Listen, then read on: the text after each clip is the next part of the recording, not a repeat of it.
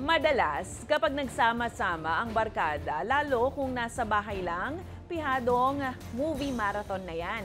Pero ingat din sa pagpili ng papanoorin dahil baka humiwalay ang kaluluwa mo sa susunod na eksena.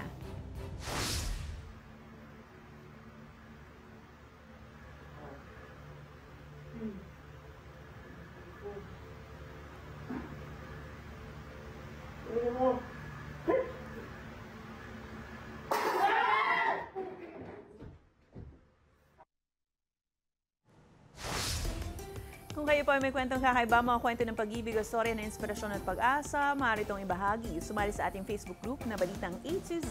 Panoorin ang replay ng ating programa at sundan ang ating social media pages. Hanapin ang Balitang A to Z. Ang ating pabawang quote of the night ngayong Miyerkules ay mula sa writer na si Jim Wallace. Anya, minsan kailangan pa ng kalamidad para mabunyag ang kapalpakan sa lipunan.